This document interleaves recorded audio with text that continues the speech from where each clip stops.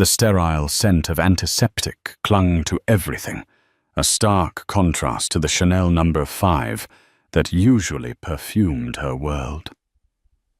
Cordelia Hayes drifted in a sea of anesthesia. The last memory she held dear, being her husband's kiss, a promise whispered against her temple. "I'll be right here when you open your eyes." He was her rock, the celebrated tech millionaire, Richard Sterling. But when her eyelids fluttered open, the man in the bespoke suit sitting vigil was not her husband. He was a stranger, with eyes like polished obsidian, and the promise Richard made was the first of many lies to unravel. The view from the penthouse was Richard Sterling's favorite party trick. From the 72nd floor of their 157 apartment Central Park, sprawled below like a manicured green carpet, a perfect rectangle of nature hemmed in by the relentless ambition of Manhattan. He loved to stand by the floor-to-ceiling windows, a glass of Macallan 25 in hand, and gesture to the city as if he'd personally arranged every skyscraper. "We made it."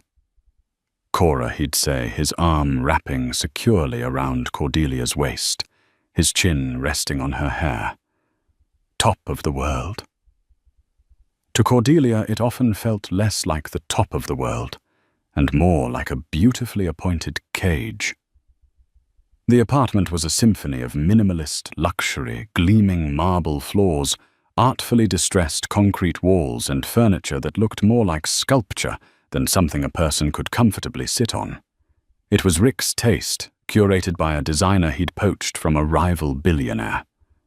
Cordelia's own touch was confined to the small library, where worn paperbacks and her collection of antique maps felt wonderfully rebelliously out of place. Their life to the outside world was an object of intense envy, a modern fairy tale chronicled in the glossy pages of Vanity Fair and Forbes. Richard Sterling, the wunderkind CEO of Sterling Innovations, had disrupted the data security industry with his proprietary algorithm Aegis. He was handsome, charismatic, and by all accounts utterly devoted to his lovely wife Cordelia, a former art historian he'd met at a gallery fundraiser. Now, 6 months pregnant with their first child, Cordelia felt the gilded bars of her cage pressing in. The pregnancy had been difficult, categorized as high risk from the start, due to a rare placental condition. Their son, whom they'd already named Arthur, was a fighter, but his very survival depended on a groundbreaking in utero surgery scheduled for the following week at Lenox Hill Hospital. Dr. Anya Sharma, the best fetal surgeon in the country, had been flown in from the Mayo Clinic. Rick had spared no expense, a fact he mentioned often. "Only the best for my boy," he'd declared, signing off on the astronomical private medical fees without a second glance. "And for my wife." He was the perfect concerned husband. He massaged her swollen ankles, catered to her late-night cravings for pickles and mango sorbet, and held her when the anxiety became a physical weight on her chest. Yet lately there were fissures in his perfect facade, hairline cracks that only she seemed to notice. There were the phone calls. He would take them in his home office, the heavy sound-proofed door clicking shut behind him. His voice, usually so warm and resonant, would drop to a low, clipped murmur. When he emerged, his smile would be a little too bright, his posture a little too rigid. "Just business, honey," he'd say, kissing her forehead, "putting out fires." The usual. The fires seemed to be raging more often. The company was on the verge of a massive public offering, and he claimed the pressure was immense. Then there was the matter of Zara Vance. She was his new COO, a sharp, impeccably dressed woman with an MBA from Wharton and an unnerving intensity in her gaze. Cordelia had met her a few times at company events. Zara was all professional deference to her face, but Cordelia had caught the way she looked at Rick when she thought no one was watching, a look of possessive familiarity that went far beyond the boardroom. Cordelia had once brought it up gently. "Zara seems very dedicated to you," she'd ventured. Rick had laughed it off. "She's dedicated to the company, Cora. She's a killer, and I need that right now. Don't let your hormones make you paranoid." The word paranoid stung a casual dismissal that made her feel foolish and small. She let it go. She had to trust him. Trust was the foundation of their marriage, the bedrock beneath the dizzying heights of their life. The night before the surgery, a storm broke over the city, lashing rain against the vast windows. Rick was packing a small leather carry-on. "I hate this timing, I really do," he said, his back to her. "This meeting in Geneva is non-negotiable. The Swiss consortium is our biggest potential investor for the IPO. I have to be there to close it." Cordelia's heart sank. "You're leaving tonight." He turned his face a mask of remorse. "My flight is at dawn. I'll be back in 48 hours tops. I promise. I'll be on the first plane back the second the papers are signed. I'll call the hospital the moment I land.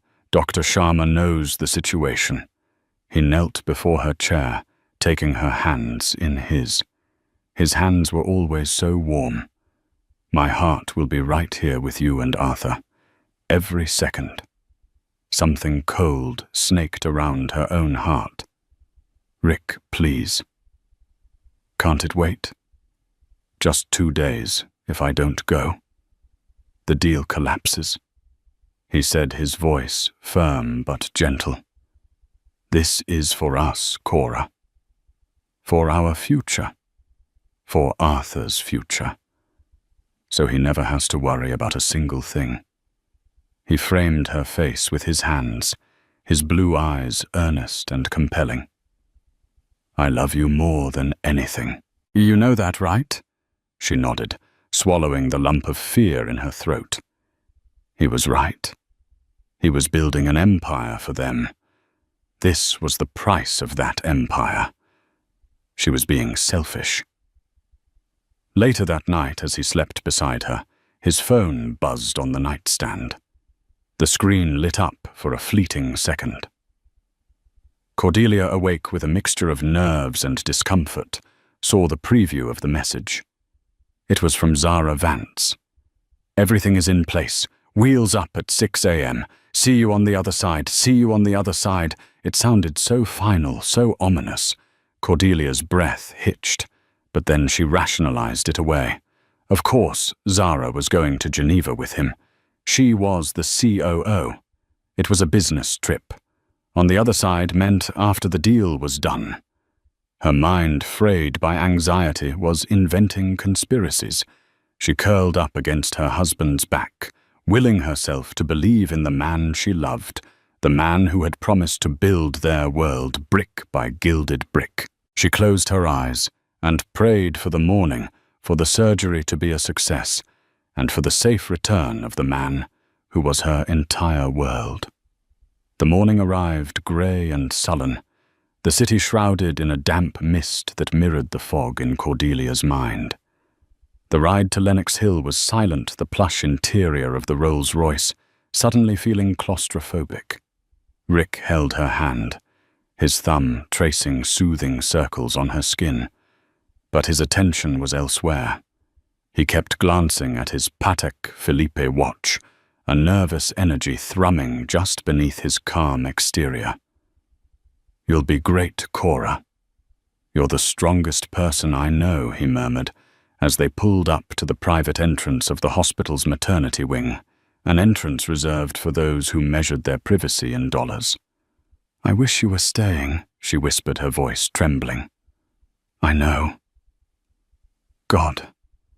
"I know," he said, his voice thick with what sounded like genuine regret.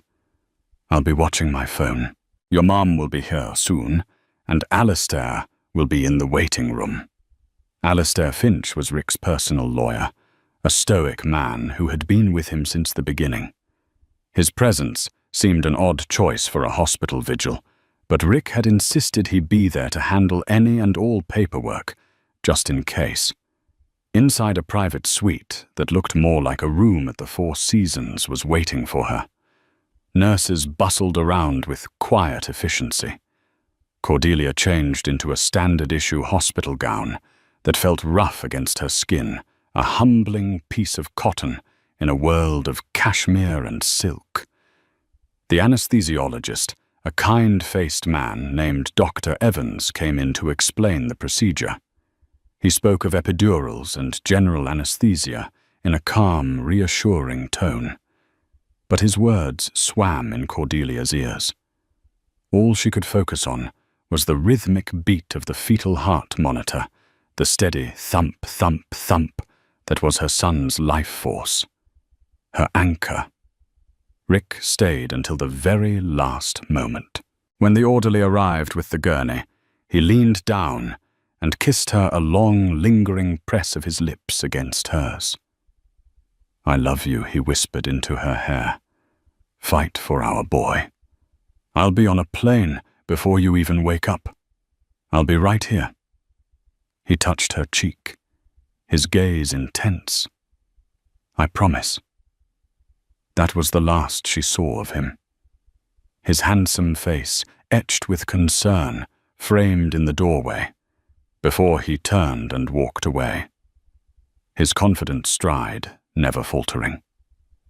The journey to the operating theatre was a blur of fluorescent lights and sterile corridors. She was transferred to the operating table, a narrow, cold surface in the center of a room, filled with gleaming steel and complex machinery. Faces in blue scrubs and masks hovered above her, their eyes kind but distant.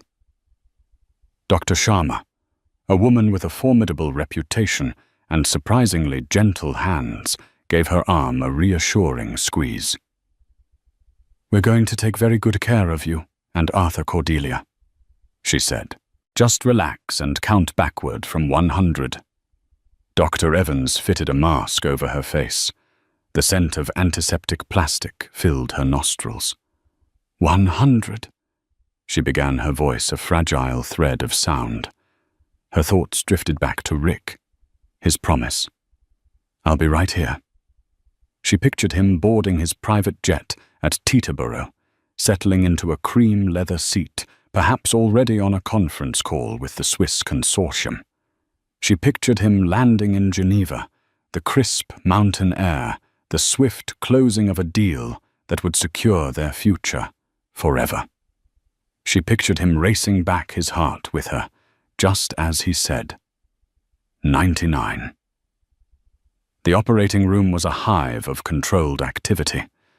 Dr. Sharma and her team worked with the precision of master watchmakers.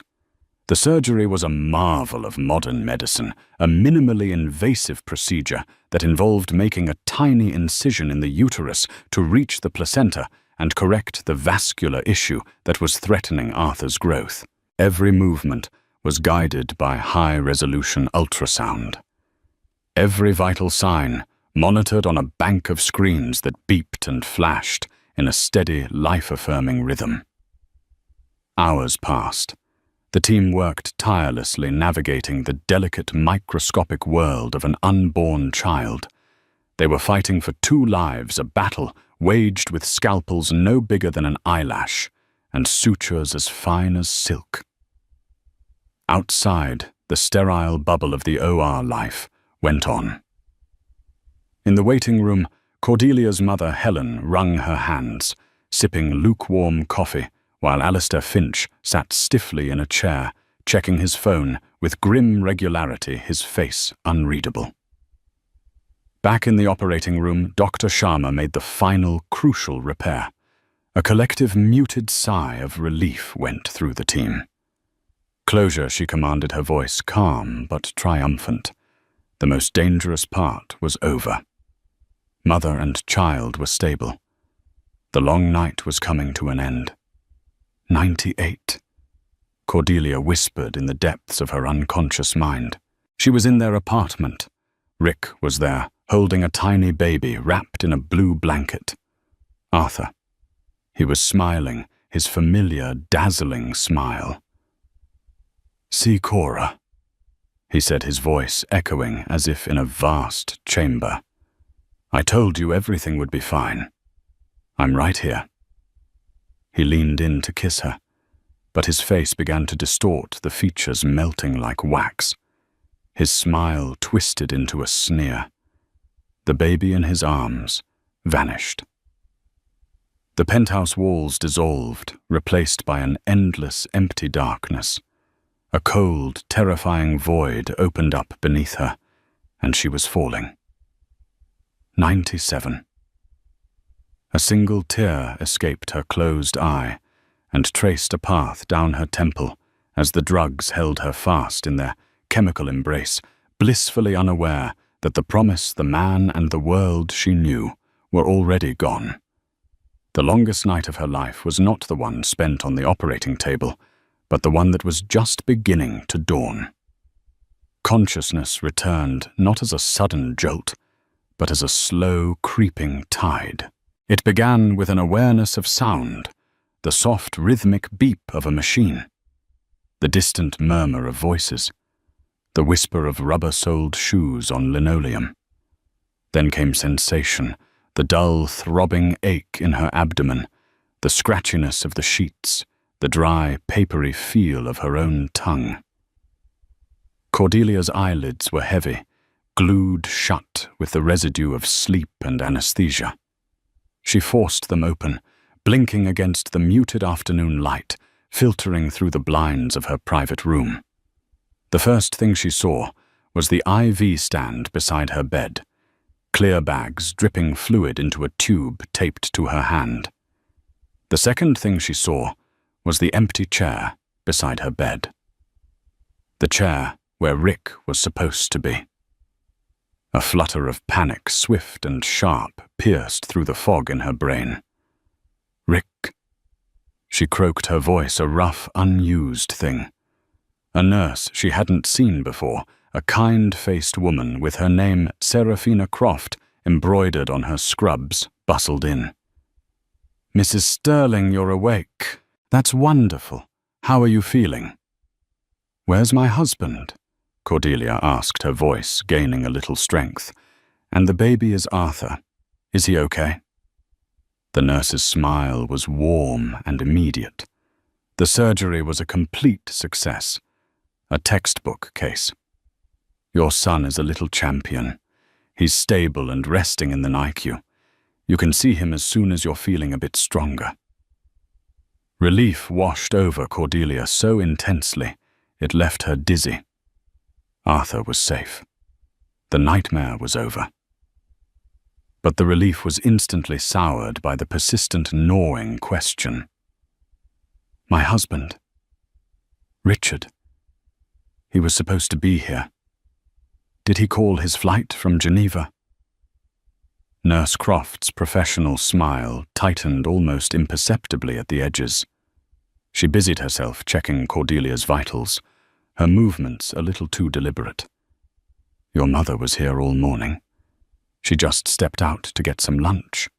She said to tell you she loves you." But Rick Cordelia insisted, trying to push herself up on her elbows. A sharp pain shot through her abdomen, and she gasped, falling back against the pillows. He promised he'd be here. "Just rest, Mrs. Sterling," the nurse said, her tone gentle but evasive. "The doctor will be in to see you shortly. Let's get you some ice chips for your throat." She scurried out of the room, leaving Cordelia alone with the beeping machine and the deafening silence from the empty chair. Panic began to coil in her stomach, again cold and heavy. Something was wrong. The nurse's evasion, the careful way she avoided the question, it wasn't normal. Rick would have moved heaven and earth to be here. He would have called 100 times. He would have sent flowers, an avalanche of them. The room was stark, devoid of any personal touch, save for the overnight bag her mother had packed for her. She fumbled for the call button, her fingers weak and clumsy. Her mind raced through 1,000 terrifying possibilities. The plane. Was there an accident? A mechanical failure? Was he hurt? Was he... No. She couldn't let her mind go there. A few minutes later, the door opened again, but it wasn't her mother or the doctor. It was a man she had never seen before. He was tall and impeccably dressed in a dark, tailored suit that whispered of Savile Row and old money.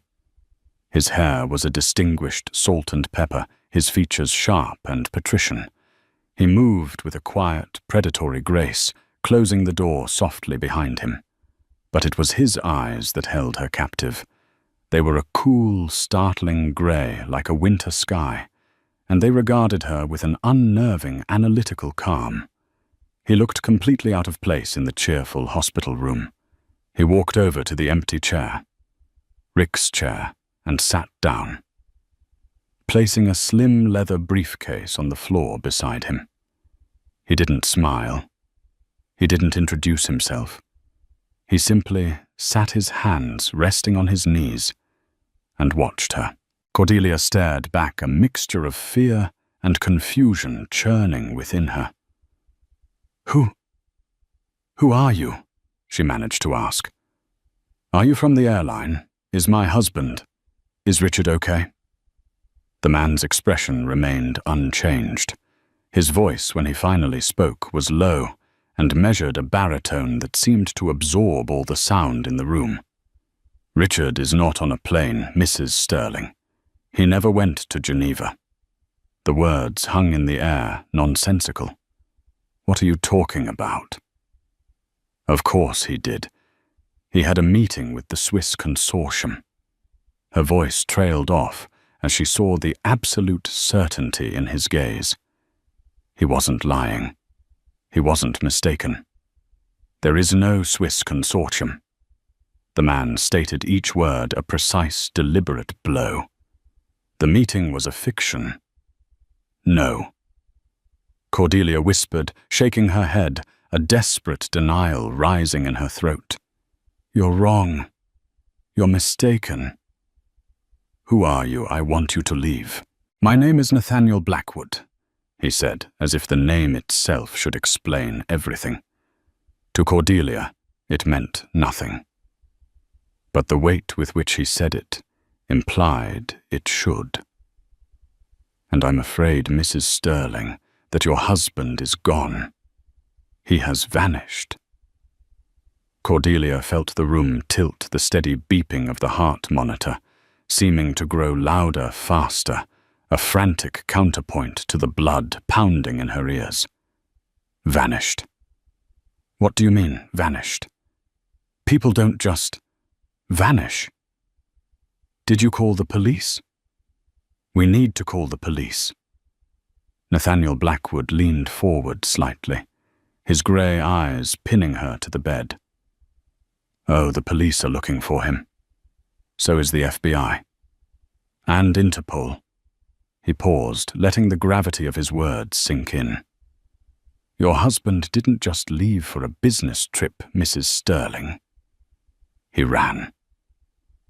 The world constricted to the four walls of the hospital room, to the calm, implacable face of the stranger in the chair.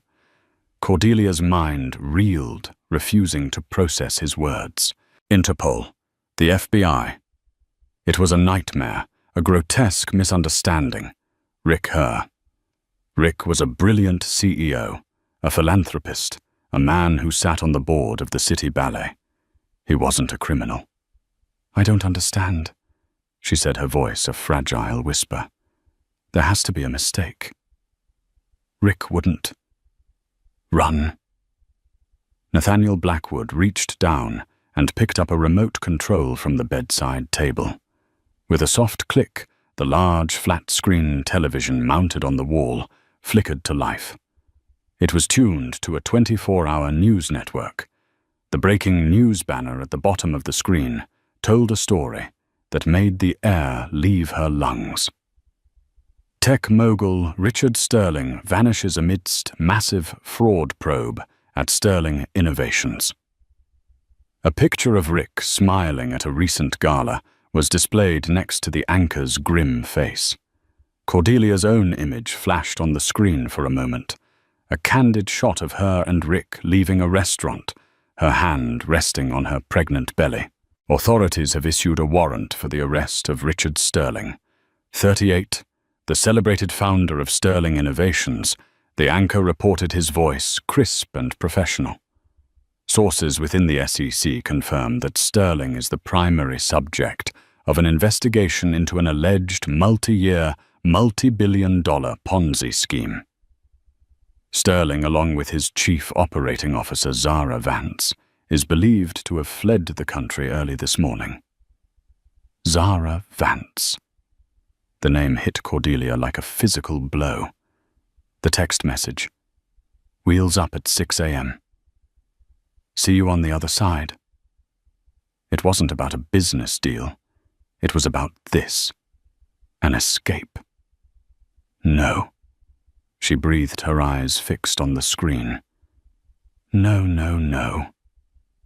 Nathaniel muted the television, plunging the room back into a heavy silence, broken only by Cordelia's ragged breathing. He planned this, she said, the horrifying realization dawning. The surgery. He knew I'd be in surgery. It was the perfect time, the perfect alibi for his absence, the perfect cover for his disappearance. His concern, his promises, his tender goodbye kiss. All of it had been a lie, a meticulously crafted performance. He is a man of remarkable foresight. Nathaniel agreed, his tone devoid of any sympathy. It was a simple statement of fact. Why are you here? Cordelia demanded, a surge of anger cutting through her shock. Who are you to him? I am, or rather was, his primary investor. Nathaniel explained coolly. My firm, Blackwood Capital, provided the seed money that launched Sterling Innovations. I owned a 40% stake in the company, a company which, as of this morning, appears to be a hollow shell. Its assets systematically drained over the past 18 months. The puzzle pieces clicked into place, forming a picture of monstrous betrayal. Nathaniel Blackwood wasn't a harbinger of bad news. He was a victim just like her. A far wealthier, more powerful victim, but a victim nonetheless. He hadn't come out of concern for her. He had come because his world, like hers, had been upended by Richard Sterling. He took your money, she stated numbly. He took a lot of my money.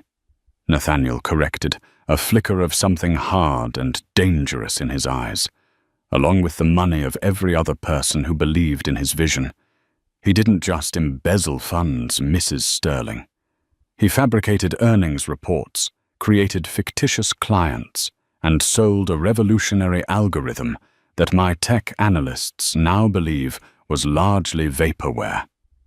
It was a brilliant, elegant, and devastatingly effective fraud.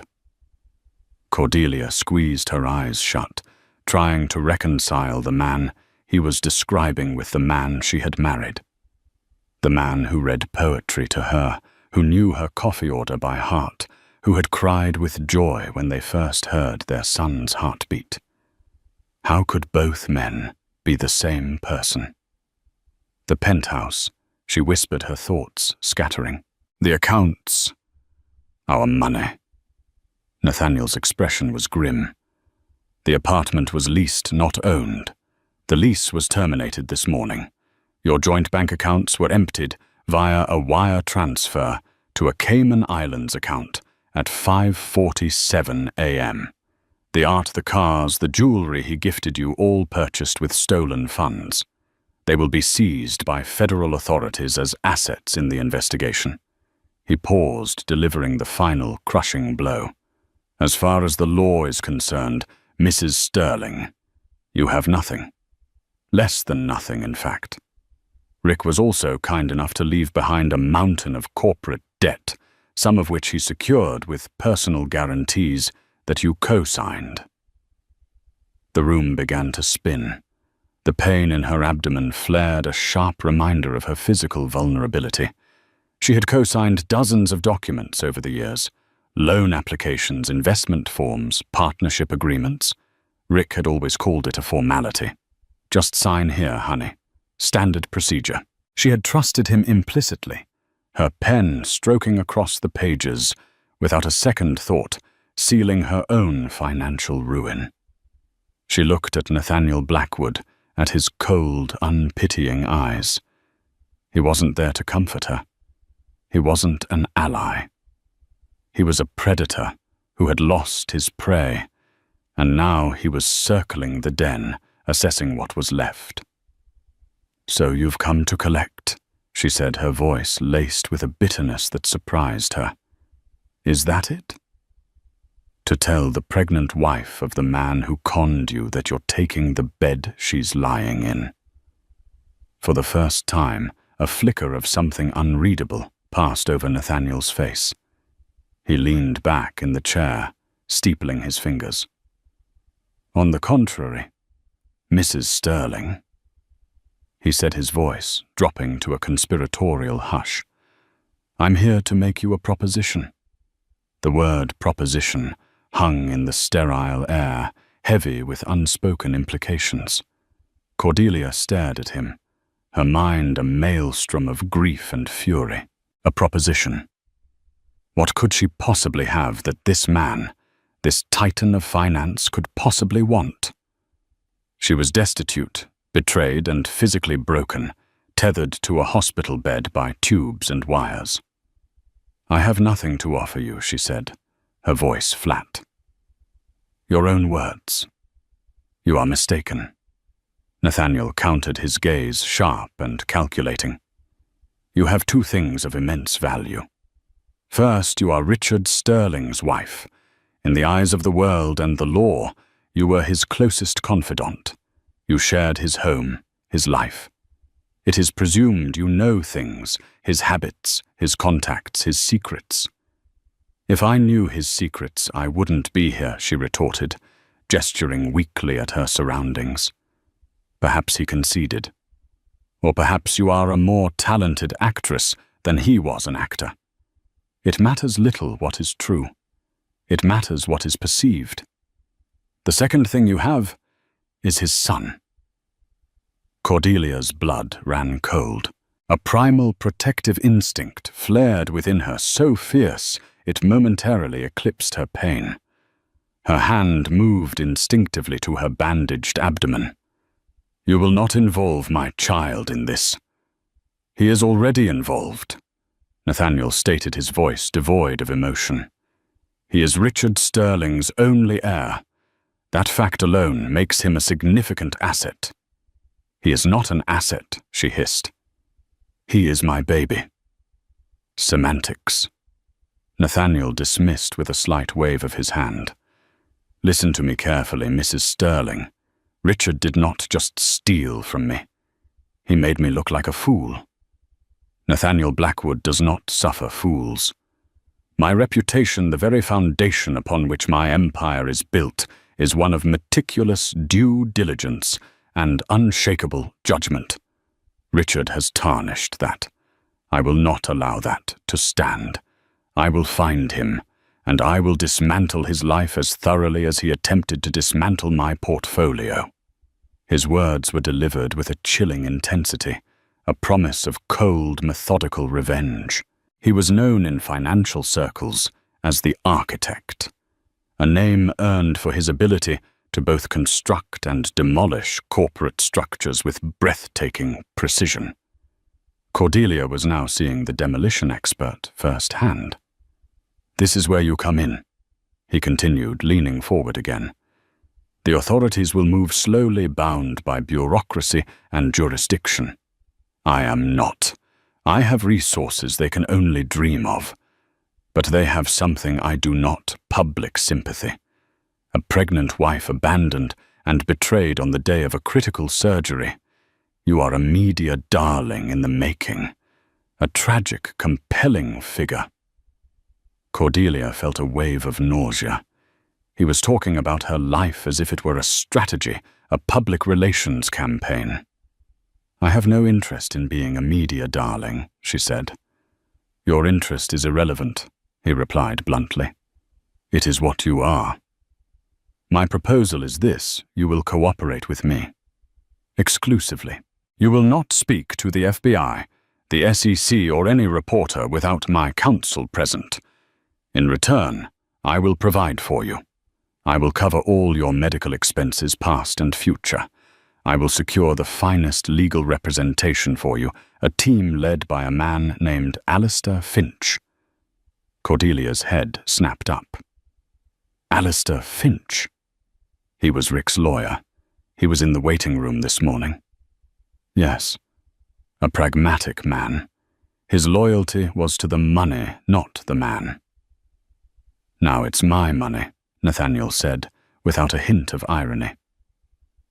"Mr. Finch will insulate you from the debts Richard has burdened you with, navigating you through the inevitable bankruptcy proceedings. I will also provide you with a secure residence, a place where you and your son can live away from the prying eyes of the press and the questions of federal agents. I will give you a stipend for your living expenses. In short, I will ensure your survival and your son's." It was a lifeline. A devil's bargain, perhaps, but a lifeline nonetheless. He was offering her a shield from the storm that had just broken over her life. But what was the price, and what do you want from me in return for this generosity? She asked, the word tasting like ash in her mouth. "Information," he said simply. "Everything you know about Richard, every friend he ever mentioned, every late-night phone call you overheard, every odd transaction you might have noticed. We will go through your memories with a fine-toothed comb. You may know more than you think, and you will be my public face in this matter. When the time is right, you will give interviews curated by my team. You will tell your story. You will help me control the narrative. You will help me smoke him out."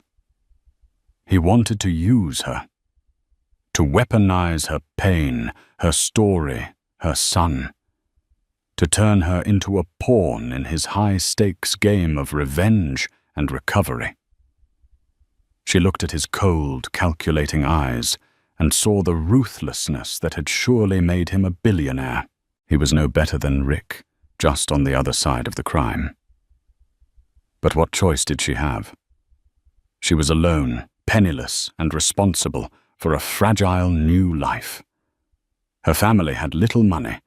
They couldn't protect her from the fallout of a multi-billion-dollar scandal. The federal government would see her as a potential accomplice. The world would see her as either a fool or a co-conspirator.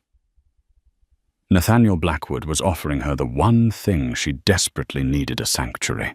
A gilded cage, perhaps, but a cage that would protect her from the wolves gathering outside. "And if I refuse?" she asked, her voice barely a whisper. Nathaniel Blackwood stood up, his tall frame seeming to block out the light from the window. He looked down at her, his expression unreadable. "Then Mr. Finch will represent my interests in seizing any and all assets, including those you may try to claim are yours. The hospital will be informed that your benefactor has withdrawn his support, and you will be presented with a bill that will take you several lifetimes to pay. The FBI will be encouraged to look at you not as a victim, but as a person of interest. And you, Mrs. Sterling, will face the world utterly and completely alone." He picked up his briefcase. "You have until your mother returns to decide. I suggest you choose wisely." The choice Cordelia knew was no choice at all. When her mother Helen returned with a cup of lukewarm tea and a face etched with worry, she found her daughter pale but resolute.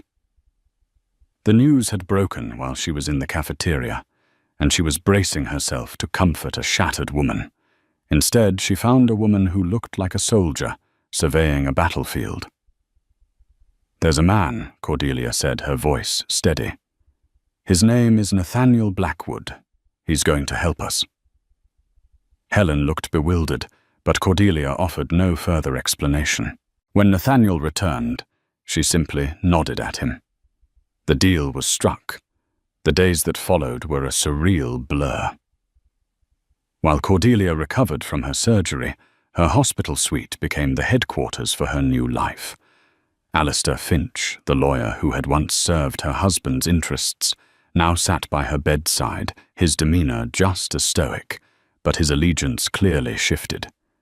He explained the legal labyrinth she was in with dispassionate clarity. The co-signed documents were ironclad. She was personally liable for tens of millions of dollars in corporate loans. Bankruptcy was not a possibility. It was a certainty. Under Nathaniel's direction, Finch began the process creating a legal firewall around Cordelia. Every communication was routed through him. The FBI agents who came to question her were met by Alistair, who politely informed them that his client was recovering from major surgery and would provide a statement at a later, more appropriate time. Each day, Cordelia was allowed to visit Arthur in the NICU. He was so small, impossibly so, his tiny body, a tangle of wires and tubes inside his incubator. Looking at his perfect miniature features, she felt a resolve harden within her. This was not just about her survival anymore. It was about his. He would not grow up in the shadow of his father's sins. She would not let him.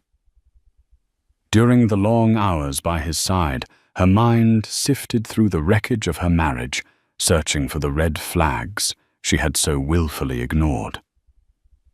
The memories once cherished were now tainted clues in a crime she hadn't known was being committed.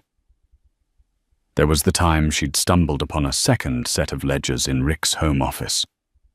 When she'd asked about them, he'd laughed. "Creative accounting, honey.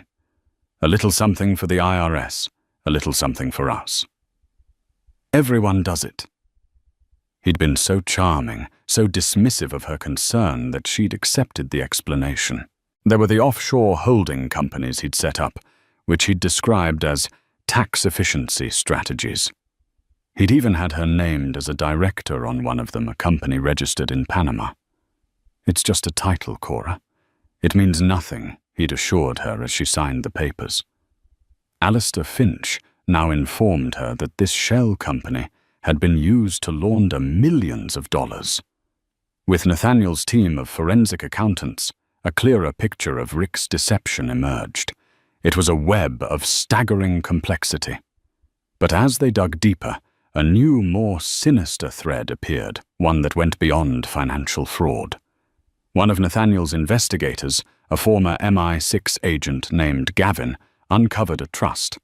"It's an old family trust on his mother's side," Gavin explained via a secure video call, his British accent clipped and precise. "The Sterling family was old money, before Richard made his own fortune.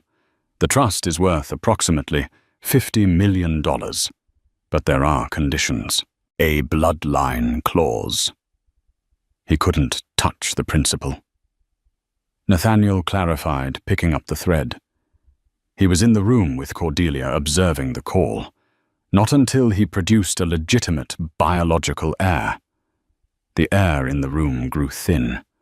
Cordelia felt a cold dread creep up her spine. "Arthur," she whispered. "Precisely," Gavin confirmed. "The trust stipulates that upon the birth of his firstborn son, the funds become accessible. But there's more. The money was to be transferred to a new account, one controlled solely by the heir's legal guardians, that is Richard and you.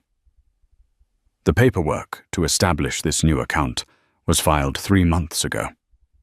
It was set to become active upon the official registration of a birth certificate." The full horrifying scope of Rick's plan slammed into Cordelia. His desperation for a child hadn't been about starting a family. Arthur hadn't been a beloved, longed-for son. He was a key, a $50 million key. "He was planning this all along," she said, her voice shaking with a rage so profound it almost choked her. He needed a baby, a legitimate heir, to unlock that money. The money he would use for his new life after the company collapsed. It would appear, so Nathaniel said, his voice unusually quiet. He was watching her, his grey eyes assessing her reaction. "And me?" she asked the question, tearing from her throat. What was his plan for me? The silence that followed was the answer. She was collateral damage. A vessel. Once the baby was born and the trust was unlocked, she would have been a liability. A loose end. He wouldn't have just left her with debt. The timing of the surgery took on a terrifying new significance. It wasn't just a cover for his escape. It was a moment of extreme vulnerability for both her and the baby. Had the surgery gone wrong? Had she not made it? Rick would have become a grieving widower, a single father with sole custody of the heir and sole access to the $50 million trust. He would have been pitied, not suspected. The man she had loved, the man she had built a life with, had not only been prepared to abandon her, he may very well have been hoping for her death. The lie was so monstrous, so complete, that it almost defied belief.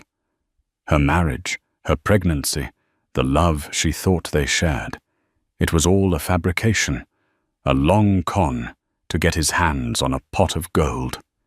He had been acting for years. Cordelia looked from Nathaniel's grim face to the photo of Arthur on her phone.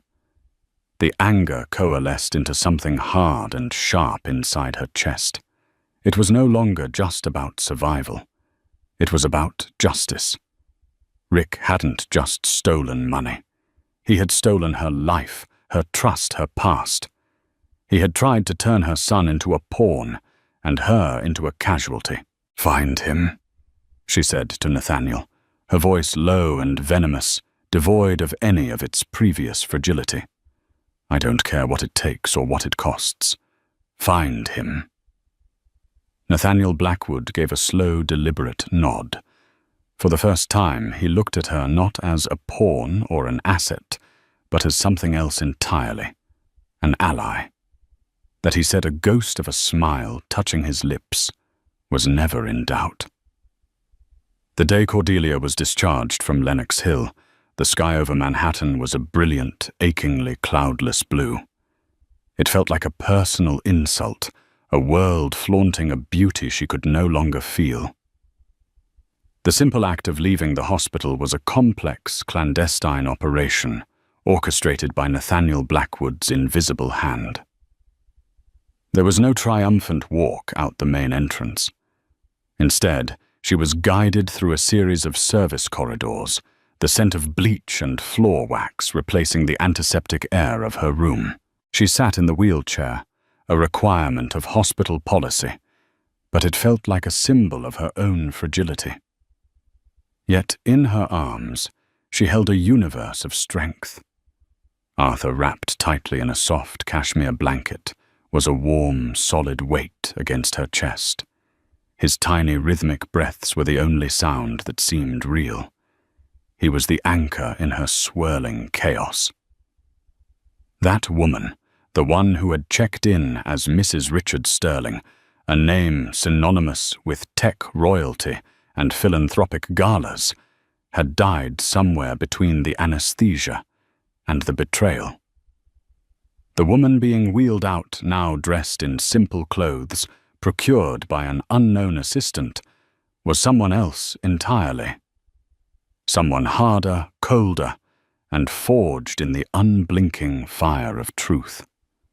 At a discreet loading bay, a black Escalade waited its engine, humming silently, its tinted windows reflecting the world back at itself, impenetrable and opaque.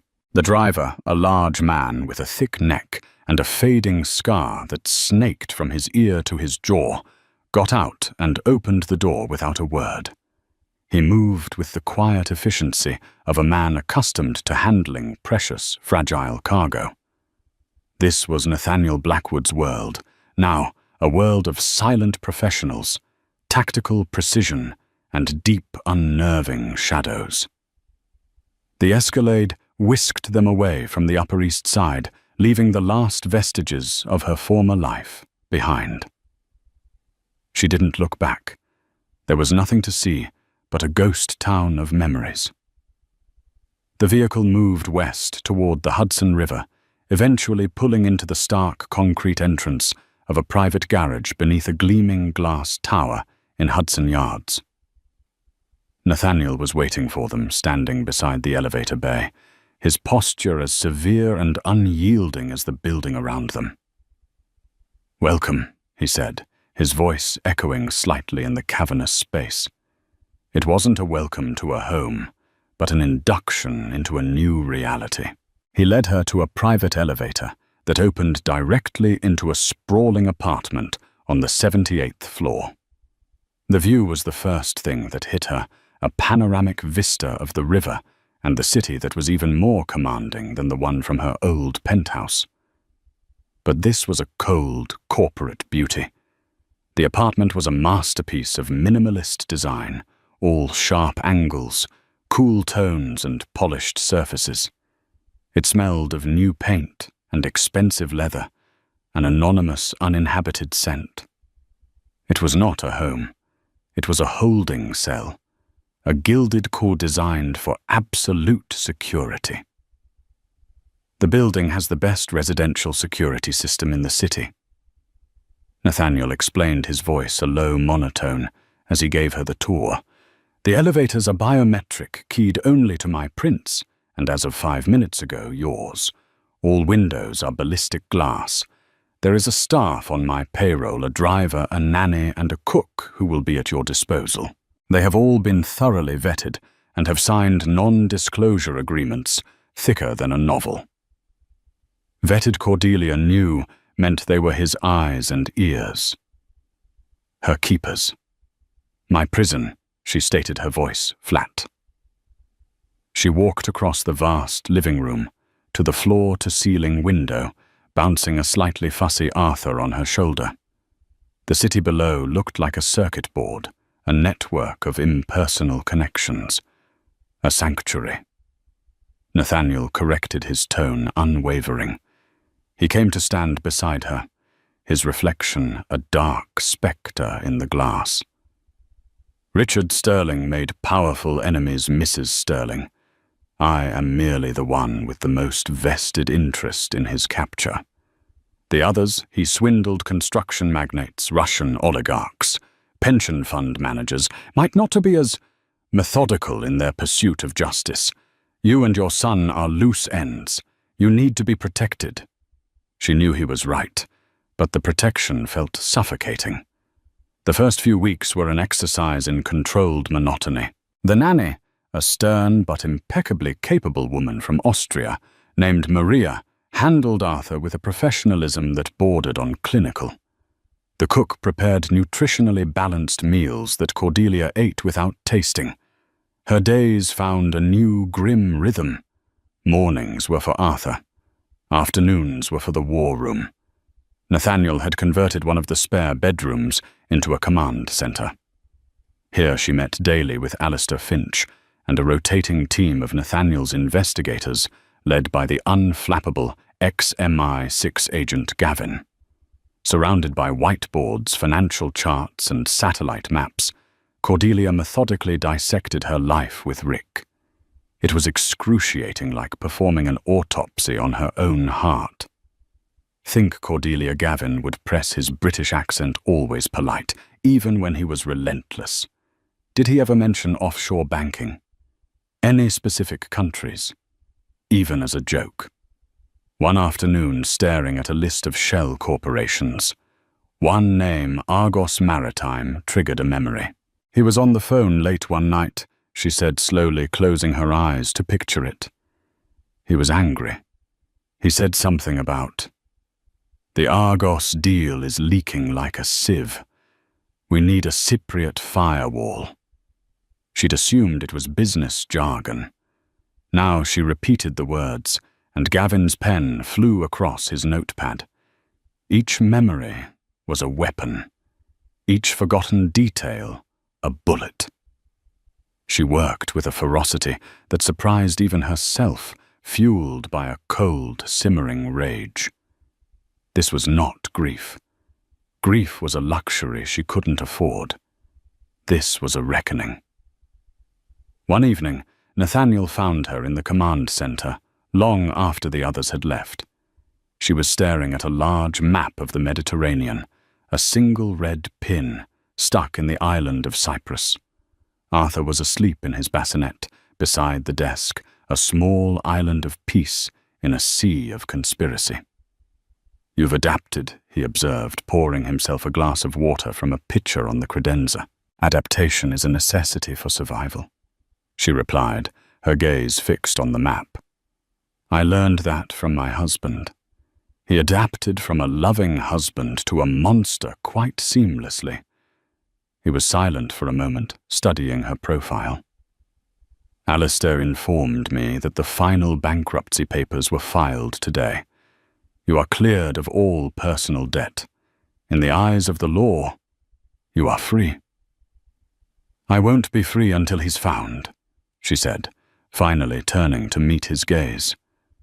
Her eyes, he noted, were different now. The soft, trusting warmth was gone, replaced by a sharp, intelligent fire that seemed to see right through him. "What's our next move?" She had started saying "our," and it was no longer an accident. "My people have confirmed the lead," he said, his voice lowering. "A significant cash withdrawal was made from an account in Nicosia linked to Zara Vance. It was sloppy, desperate. They're getting comfortable, or they're running out of clean money. We're moving on it." Cordelia felt a familiar surge of adrenaline, but it was tempered now with cold strategy. They'll run again. He'll have contingencies for his contingencies. "We will be waiting," Nathaniel assured her.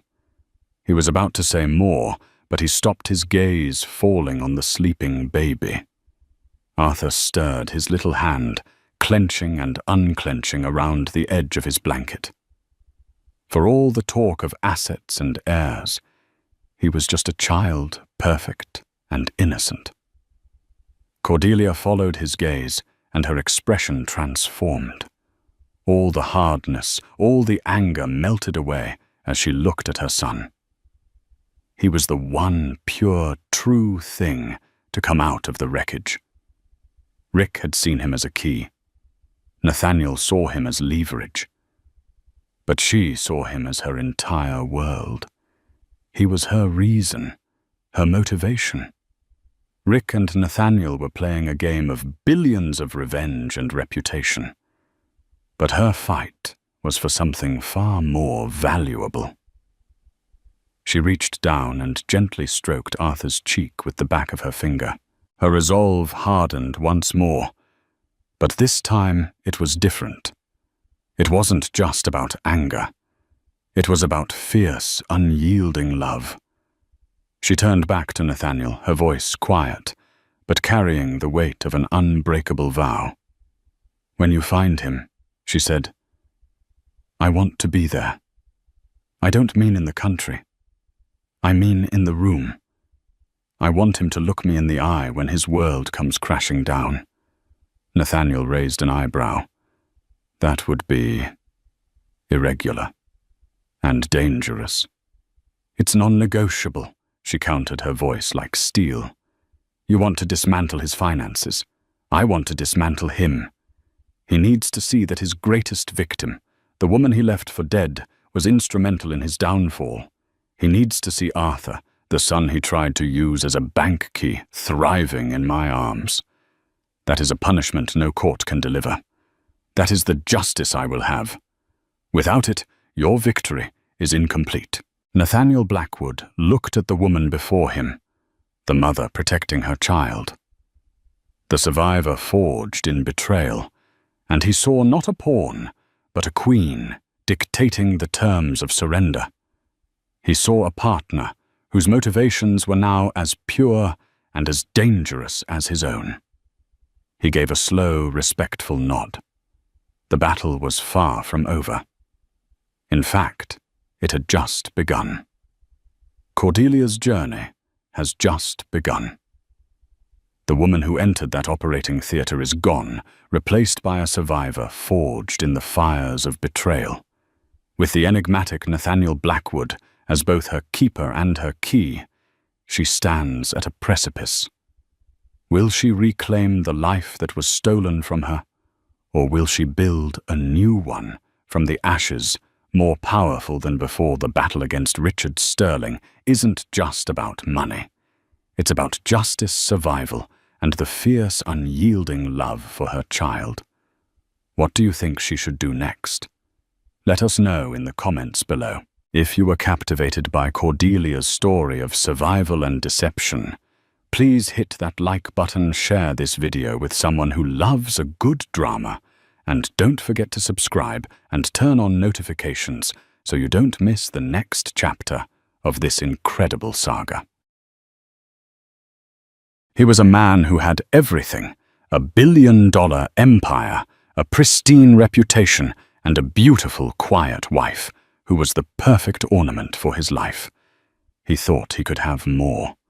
He thought a secret weekend with his young, ambitious mistress at New York's most exclusive five-star hotel was just another perk of his power. He booked the imperial suite, ordered the vintage champagne, and believed he was the king of his universe. But what he didn't know was that while he was checking in with his mistress, his wife wasn't at home planning a charity gala. She was in the penthouse boardroom signing the papers that made her the new queen of his castle. This is the story of how a man's secret getaway became his public downfall. The Rolls-Royce Phantom purred to a stop before the magnificent limestone facade of the Ethelgard Grand Hotel on Central Park South. Richard "Rick" Sterling, a man whose tailored Tom Ford suit cost more than the doorman's monthly salary, felt a familiar surge of power. At 52, his hair was more salt than pepper, but his ambition remained as sharp and black as his polished Oxford shoes. He owned half of the skyline he was currently admiring his name. Sterling Legacy Properties, blazoned discreetly on towers of glass and steel. Beside him, Chloe Summers, all of 26, practically vibrated with excitement.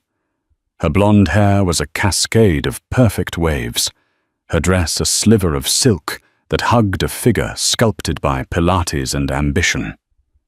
She looked at Rick with eyes that reflected his own greatness back at him, a mirror he found intoxicating. "Oh, Rick," she breathed, her hand tightening on his arm. "It's even more beautiful than in the pictures. Only the best for you. My dear," he murmured, his voice a low rumble of satisfaction. He enjoyed this, the unveiling of a world she could only dream of. It affirmed his status, his success. He was not just a man. He was a gatekeeper to paradise. The doorman, a stoic figure in a charcoal greatcoat, opened Rick's door with a deferential nod. "Welcome back, Mr. Sterling." Rick offered a curt nod in return. He was a regular, though usually for business lunches, at the hotel's 3 Michelin-star restaurant brilliance. This was different. This was personal, illicit. He felt a thrill, a dangerous spark that his placid, predictable life with his wife Eleanor had long since extinguished. Eleanor. The thought of her was a fleeting shadow. He'd left her that morning in their sprawling Greenwich, Connecticut estate. She was arranging flowers, a serene and elegant figure in a cashmere sweater set. She was perfect, a Vance heiress, beautiful, poised, the ideal corporate wife. She ran their charities, hosted his dinners, and never, ever questioned him. Her predictability was both a comfort and a care. He'd told her he had an urgent last-minute board meeting in the city that would run through the weekend. She had simply smiled, kissed his cheek, and wished him luck, her lavender scent a ghost that clung to him for a few miles before being replaced by the heady jasmine of Chloe's perfume. Inside the lobby of the Ethel Guard was a cathedral of wealth, a soaring coffered ceiling dripped with colossal baccarat chandeliers. The air was thick with the scent of fresh lilies and old money. Marble floors gleamed, and the hushed whispers of the elite echoed softly. Rick strode to the private check-in, a discreet alcove reserved for their most valued clientele. Chloe clung to his arm, her eyes wide. "This feels like a movie." "This is real life, Chloe. My life," he corrected, gently patting her hand. "And soon yours." He had made her promises, of course, vague allusions to a future, a life beyond stolen weekends. He had no concrete plans to leave Eleanor. Divorce was messy, expensive, and terrible for the brand. But Chloe was a vital distraction, a validation of his youth and virility in a world where younger, hungrier sharks were always circling. The concierge, a woman with a practiced, warm smile, greeted them. "Mr. Sterling, a pleasure. We have the Imperial Suite prepared for you. Everything is in order." "Excellent, Maria. You'll be sending up the hall." 82 Petrus. "It is already chilling, sir." As they were handed their keycard, a heavy gold-plated square, a man in a dark suit approached the concierge.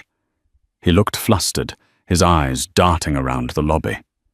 Rick recognized him vaguely as a junior manager. The manager, Mr. Davison, leaned in and whispered urgently to Maria, not realizing Rick's hearing was still sharp. "Is the penthouse boardroom secure? Mr. Croft is on his way up with the final documents.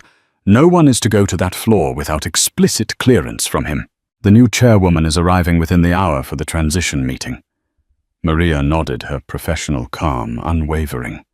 "Of course, Mr. Davison. All is under control." Rick's brow furrowed slightly. The Ethel Guard was part of the Vance Sovereign Hospitality Group.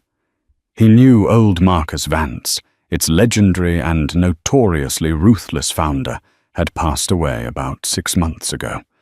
The industry papers were buzzing about a potential hostile takeover by a rival conglomerate.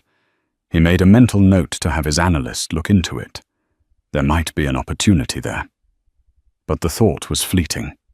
He turned his attention back to Chloe, guiding her toward the private elevators.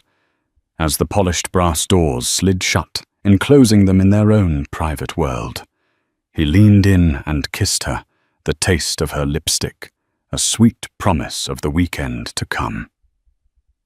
The Imperial Suite was breathtaking. It was less a hotel room and more a palatial apartment with panoramic views of Central Park. A grand piano stood in one corner, a fully stocked bar in another. A bottle of Petrus was nestled in a silver bucket, next to 2 crystal glasses, and a decadent spread of charcuterie cheeses and fruits was laid out on the coffee table. Chloe gasped, spinning around in the center of the living room. "Rick, I'm speechless." "Don't be," he said, slipping his arms around her waist from behind. "Get used to it." He nuzzled her neck, inhaling her scent. "I have a small matter to attend to in a bit. A quick meeting. Here in the hotel." "Business," she pouted, turning in his arms. "Of a sort," he said, a sly grin playing on his lips. "Let's call it an acquisition. A little side project I'm considering. A group of investors wants to meet. They think I'm the key to their next big move." His ego was fully inflated. He truly believed they had sought him out for his Midas touch. The meeting was scheduled for 3:00 p.m. in one of the hotel's smaller, more discreet conference rooms, the Concord Room. He'd been approached by a law firm, Croft and Associates, representing an anonymous consortium of investors who he was told held a controlling interest in the Vance Sovereign Hospitality Group. They were looking for a powerful partner, a titan of industry to join their new board and help steer the company into the future.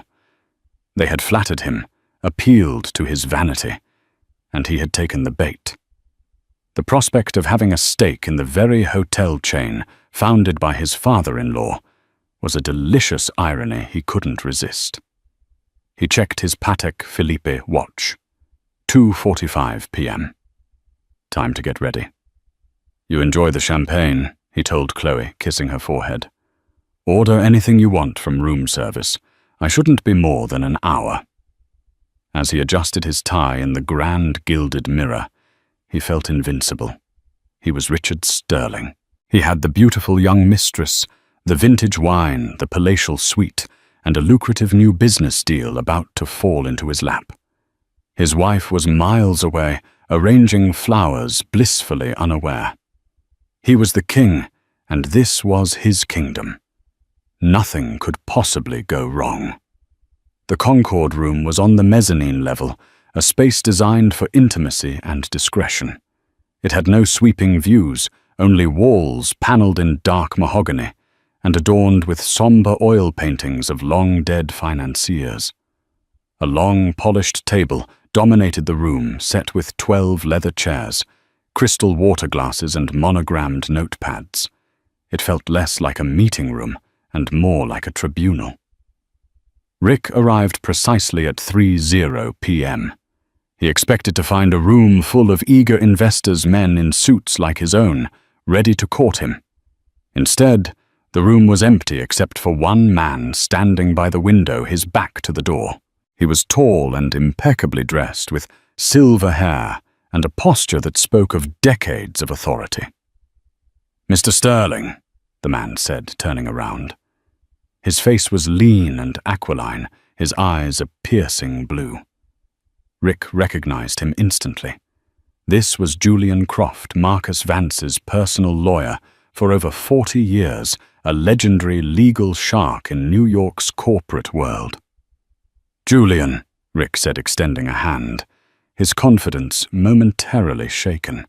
He hadn't expected to deal directly with the top dog. "I was expecting a consortium." Julian Croft's handshake was firm and cold. His lips barely curved into a smile. "They are on their way. Punctuality is a virtue few seem to possess these days. Please have a seat." Rick took a seat at the head of the table, the position he naturally assumed. Julian remained standing, a silent, imposing sentinel. The quiet in the room was unnerving. Rick was used to controlling the atmosphere, to filling the silence with his own confident patter. But here the silence belonged to Julian Croft. "I trust your accommodations are to your liking?" Julian asked, his tone flat, devoid of any real warmth. "The Imperial Suite is magnificent as always," Rick replied smoothly, trying to reclaim his footing. "You and your clients have excellent taste." He was trying to signal that he was an insider, a man of their world. "The Ethel Guard prides itself on a certain standard," Julian said cryptically. "A standard that must be maintained at all costs." The door opened again. This time, it was Mr. Harrison, the general manager of the hotel, a man Rick had known for years. Harrison looked pale, his usual professional bonhomie replaced by a palpable tension. He nodded stiffly at Rick, his eyes avoiding direct contact. He took a seat 2 chairs down from Rick, folded his hands on the table, and stared at them as if they held the secrets to the universe. Now Rick was genuinely confused. Why was the hotel's GM here? This was supposed to be an investment meeting, a discussion of board seats and stock options, not hotel operations. "Is everything all right, David?" Rick asked, addressing the GM directly. Harrison looked up, startled. "Mr. Sterling?" "Yes, everything is proceeding as planned." He glanced nervously at Julian Croft, who gave a slight, almost imperceptible nod. The main doors to the Concord room swung open again with a soft whoosh. Rick turned in his chair, a welcoming, powerful smile, ready on his lips, expecting to finally see the money men, the anonymous consortium he was here to charm. His smile froze and shattered. Standing in the doorway was his wife, Eleanor. For a disoriented second, his brain couldn't process the image. It was like seeing a character from one movie wander into the wrong film. Eleanor belonged in Greenwich in art galleries, in the passenger seat of her Bentley. She did not belong here, in this room, at this meeting. And she was not the Eleanor he had left that morning.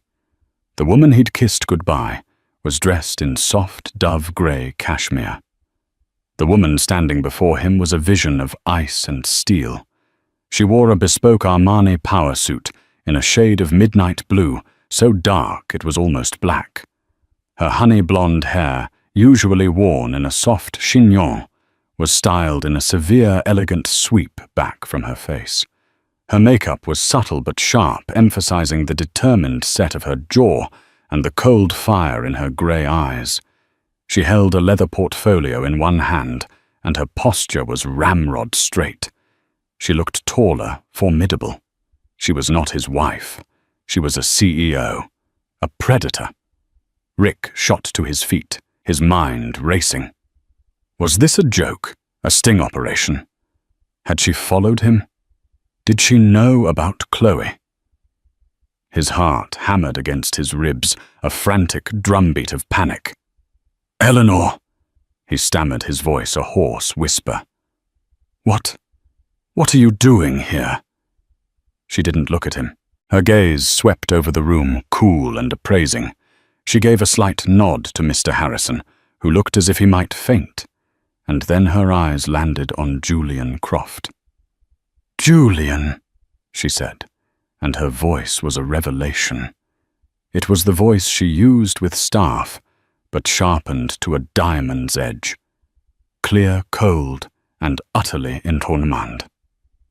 "Is everyone present?" "Everyone who matters, Madam Chairwoman." Julian Croft replied, his tone now filled with a deep, unwavering respect. "Madam Chairwoman." The words hung in the air, electric and incomprehensible. Rick stared at his wife, his mind struggling to connect the dots. The anonymous consortium. The controlling interest in the Vance Sovereign Hospitality Group. The new chairwoman. Eleanor finally turned her eyes on him. There was no flicker of recognition, no hint of the woman who had shared his bed for 25 years. Her gaze was that of a superior officer inspecting a junior subordinate who had committed a grievous error. "Richard," she said, the name sounding foreign and formal on her lips. "I see you received my invitation. Please sit. We have a great deal to discuss." She walked to the head of the table, the seat he had taken, and stood there waiting. Her silent command was absolute, mortified, his face burning with a confusion and shame so profound it felt like a physical illness. Rick stumbled back and took the chair to her right, the seat of a subordinate. Eleanor placed her portfolio on the table and opened it. She looked around at the small assembly. "Thank you for coming," she began, her voice ringing with an authority he had never heard before. "For those of you who don't know me, my name is Eleanor Vance, and as of 9:00 a.m. this morning, I am the new majority shareholder and acting chairwoman of the board for the Vance Sovereign Hospitality Group." Rick felt the blood drain from his face. Eleanor Vance. She hadn't used her maiden name professionally since the day they were married. It was a name he had absorbed into his own, a footnote in the story of sterling legacy properties. But he was wrong. He was so terribly, catastrophically wrong. The footnote, it turned out, was the real headline, and he was just the fine print. The silence that followed Eleanor's declaration was so absolute that Rick could hear the frantic thumping of his own pulse in his ears. It was a roaring, panicked sound that drowned out everything else. He stared at his wife, this stranger in an Armani suit, and his world tilted on its axis. Every certainty he had built his life upon his power. His control, his understanding of his own marriage, crumbled into dust. "Chairwoman." He finally managed to croak the word, feeling like sandpaper in his throat. "Eleanor, what is this? Is this some kind of elaborate joke?" Eleanor didn't even grant him a direct glance. She addressed her next words to Julian Croft, her voice as crisp as a starched collar. "Julian, perhaps you could clarify the situation for my husband. He seems to be under some misapprehension." The subtle emphasis she placed on husband was a scalpel deftly cutting him down. It reframed their relationship not as a partnership, but as a mere biographical detail, one that was currently an inconvenience. Julian Croft stepped forward, his expression impassive. "There is no joke, Mr. Sterling. Upon his passing, Marcus Vance's entire portfolio, including his 58% controlling stake in Vance Sovereign Hospitality, was transferred from his private trust into a new one. The sole beneficiary and trustee of that new trust is his daughter, Eleanor Vance." Rick's mind reeled. "But that's impossible. Marcus hated me. He all but disowned Eleanor when she married me. His will was public knowledge. He left his fortune to a foundation for stray cats." It was true. The old man, a titan of industry, as ruthless as he was eccentric, had made his disapproval of Rick painfully clear. He saw Rick as a flashy upstart, a real estate developer who built glass boxes, while he, Marcus Vance, built legacies of stone and velvet. The public reading of his will had been a final posthumous insult, leaving his vast empire to the Marcus Vance Foundation for Feline Welfare, a move that had been ridiculed and celebrated in equal measure across the financial world. A faint, chilling smile touched Eleanor's lips for the first time. It was a victor's smile. "My father was a complicated man, Richard. He enjoyed his theater. The foundation was a smokescreen, a masterpiece of misdirection to keep vultures like you from circling what he truly valued." She paused, letting the insult land with surgical precision. "He knew you would never see me as anything more than an accessory. He counted on it. He trusted that your arrogance would be the best shield for his true legacy." Her eyes finally locked with his, and the cold fury in them was terrifying. And he was right. Mr. Harrison, the general manager, cleared his throat nervously. "Madam Chairwoman, the regional executives are waiting on a secure line for your introductory address." "Thank you, David," Eleanor said, her attention shifting effortlessly to business. "Patch them through to the conference screen in 5 minutes, and have a pot of Darjeeling tea brought to me. No sugar." She then looked back at Julian. "Was there any other preliminary business?" "Just one item," Julian said, opening his own briefcase. He slid a single thick document across the polished table towards Rick. "Per the instructions of the new chairwoman, we have conducted a preliminary review of all potential third-party partnerships. This includes the proposal submitted by Sterling Legacy Properties." Rick stared at the document. It was his own proposal, the one he had been so confident about, the one he thought he was here to discuss as a prospective partner. Now it lay on the table like evidence at a trial. "My invitation here, it wasn't to join the board, was it?" Rick asked, the sickening realization dawning on him. "Don't be absurd," Eleanor said, with a dismissive wave of her hand. "I invited you here to this hotel, to this room, for one reason: efficiency. I prefer to handle all my unpleasant business on the same day. And terminating this proposal is, I assure you, an unpleasant business." She tapped a perfectly manicured finger on the cover page of his proposal. Sterling Legacy Properties is over-leveraged. Your debt-to-asset ratio is alarming. You're facing liquidity issues on the Hudson Yards project, and you were counting on this partnership as a backdoor bailout. You were hoping to use my family's capital to save your failing company. Every word was a hammer blow, dismantling the facade of his success with an expert's knowledge. How could she know that he had buried the Hudson Yards problem under layers of creative accounting? He had told no one. How was all he could manage. I may have been arranging flowers, Richard, but I wasn't deaf or stupid, she said, her voice dropping to a low, dangerous level. I read every financial report you left on your desk. I listened to every hushed phone call you took in your study. I have been watching you gamble with our future for 5 years. The difference is, you thought it was your future. You forgot that half of it was legally mine. She leaned forward slightly, the predator closing in. And as for the Vance legacy that was never yours to even touch, my father may not have approved of my choice of husband, but he never stopped believing I was his daughter. He spent the last 10 years of his life secretly teaching me everything he knew. Every Thursday afternoon when you were at your Rotary Club lunch, or perhaps with your latest intern, I was in a downtown office with him and a team of forensic accountants learning how to spot a charlatan like you from a mile away. The revelation was staggering. Her quiet life, her garden clubs, her charity work. It had all been a cover, a long, patient, brilliantly executed deception.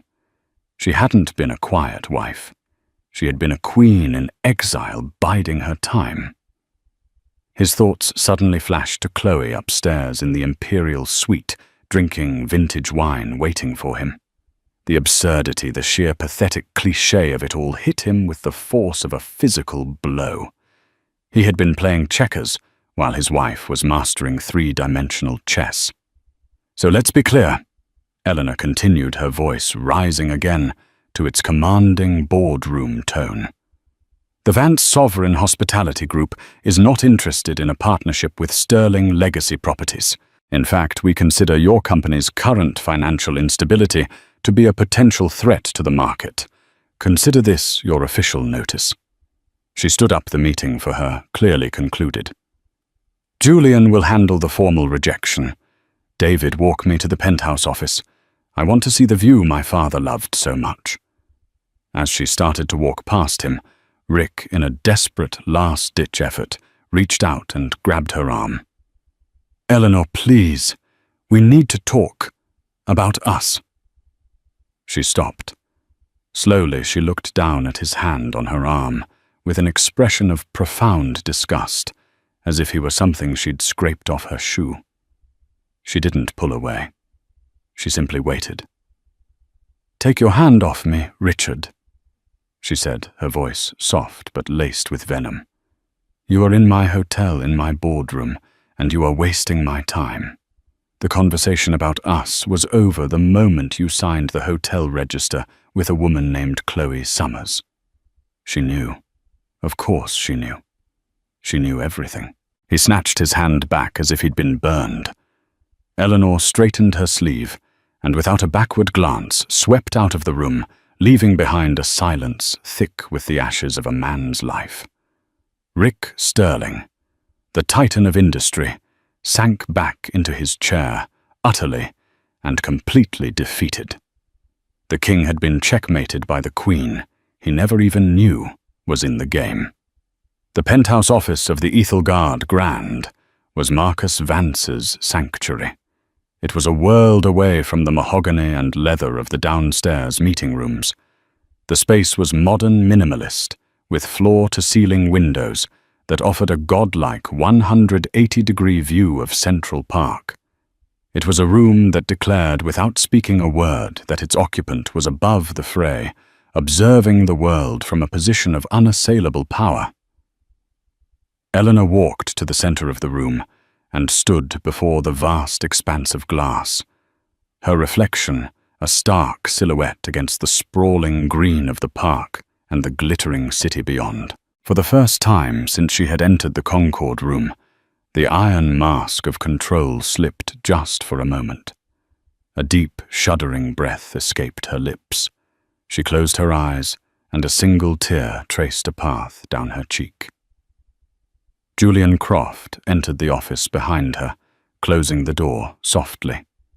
He approached not as a lawyer, but as the old family friend he was. "He taught you well, Marcus," Julian said quietly, standing a respectful distance away. "He would have been immensely proud of you today." Eleanor wiped the tear away with an angry, swift motion. "He would have been furious I let it go on this long," she countered, her voice thick with emotion. "He would have called me a fool for wasting 25 years on a man who saw me as nothing more than a well-bred broodmare." "He would have called you patient," Julian corrected gently. Marcus understood the long game better than anyone. He knew that revenge is a dish best served cold, but power is a legacy best built slowly and in secret. He didn't want you to be a mere heiress, Eleanor. He wanted you to be a ruler, and rulers need to understand their terrain before they conquer it.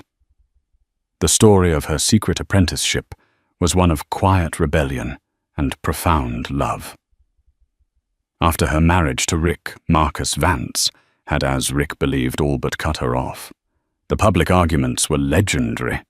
The disinheritance was his final dramatic act of public disapproval. But it was all a ruse. The Thursday art history lectures she supposedly attended at the Met were in fact clandestine meetings with her father. In a nondescript office building on Wall Street, far from the prying eyes of society gossips and corporate Siebtum, Marcus Vance had downloaded his entire life's work into his daughter's mind. He brought in his most trusted allies, lawyers, like Julian forensic accountants and ruthless M&A specialists. They didn't teach her about hotel management in the traditional sense. They taught her about corporate warfare. They taught her how to read a balance sheet to find the lies hidden between the numbers. They taught her the art of the leveraged buyout, the poison pill defense, the proxy battle. They taught her how to dissect a man's ego and use it as a weapon against him. "I still remember the first day," Eleanor murmured, her gaze distant. "He sat me down with the financials for a rival hotel chain. He said, forget the thread count of the sheets and the quality of the champagne. That's for managers. You are an owner. An owner only needs to know one thing: where is the weakness?" For 10 years, she had lived a double life. In Greenwich, she was Mrs. Richard Sterling, the epitome of grace and domesticity. She planned charity galas, cultivated her award-winning roses, and played the part of the supportive, oblivious wife. But every Thursday, she would shed that skin and become Eleanor Vance, her father's protégée. Absorbing decades of wisdom, her mind becoming a fortress of corporate strategy. Her father's final illness had been swift and merciless. In his last lucid moments, he had made her promise 2 things. First, he had rasped his powerful voice, reduced to a fragile whisper. "Never sell. The Æthelgard is not a building. It is a symbol. It is the heart of our family." "I won't, Papa," she had promised, tears streaming down her face. "Second," he'd continued, his eyes fixing on her with a final burning intensity. "When the time comes, do not wound the snake. You cut off its head. Show him. Show all of them what a Vance is truly made of." After his death, Julian Croft had activated the plan they had meticulously crafted years before. The public will leaving everything to the Cat Foundation was executed with great fanfare. It was a brilliant piece of legal misdirection that was entirely legitimate, but told only a fraction of the story. The real assets, the controlling shares of Vance Sovereign Hospitality, were held in a series of offshore trusts and holding companies so complex they resembled a spider's web. The trigger for their consolidation and transfer to Eleanor was a single clause in the final trust document it would execute 6 months after his death on a date of her choosing. She had chosen today, August 27th, her 25th wedding anniversary. "The initial reports from the regional heads are in," Julian said, bringing her back to the present. He handed her a tablet. "The transition has been seamless. The board is consolidated. Your position is unassailable." Eleanor scrolled through the reports, her mind already shifting from the personal to the professional. The emotion was being packed away, locked in a vault. The chairwoman was taking over again. "What's the status on Sterling's financials?" she asked, her tone all business. "Just as you suspected," Julian confirmed.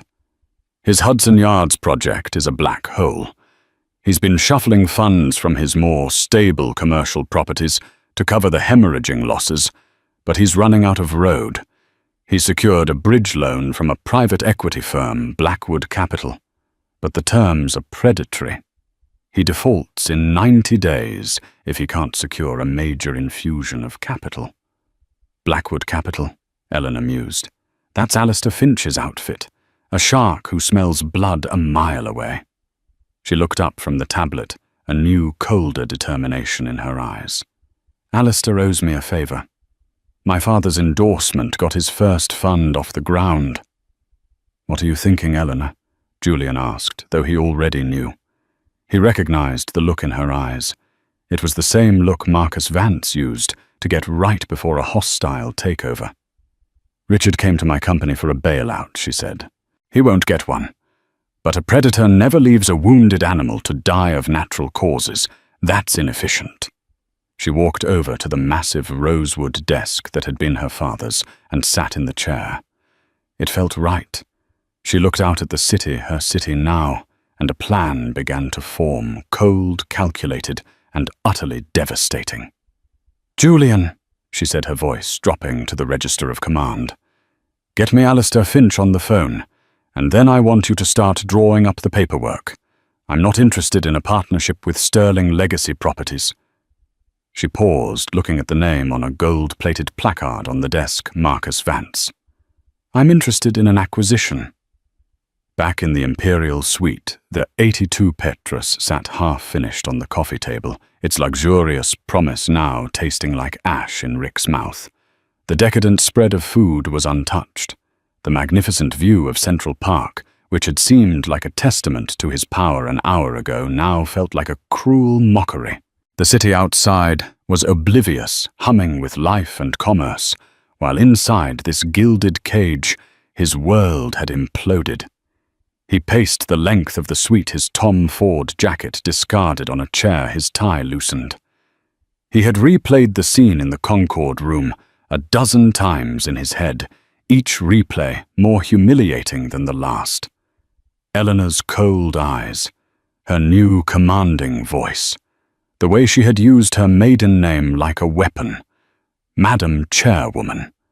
The title echoed in his skull, a death knell for the life he knew.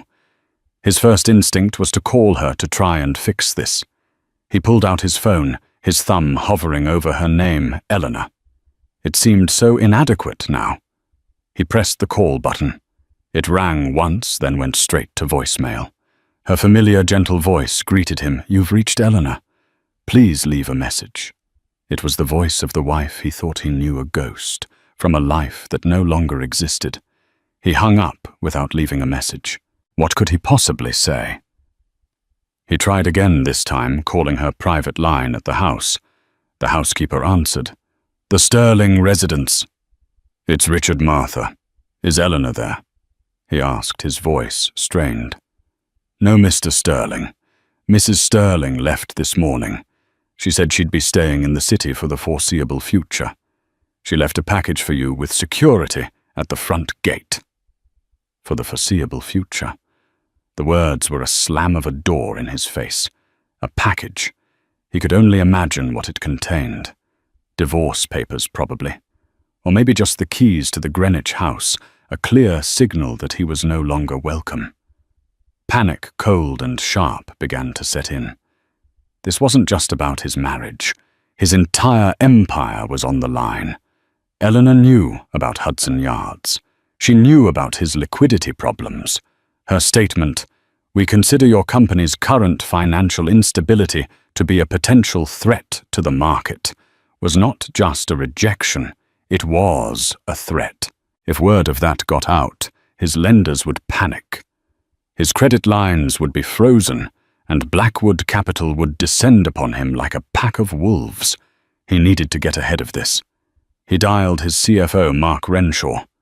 "Rick, I thought you were in meetings all weekend," Mark said, his voice casual.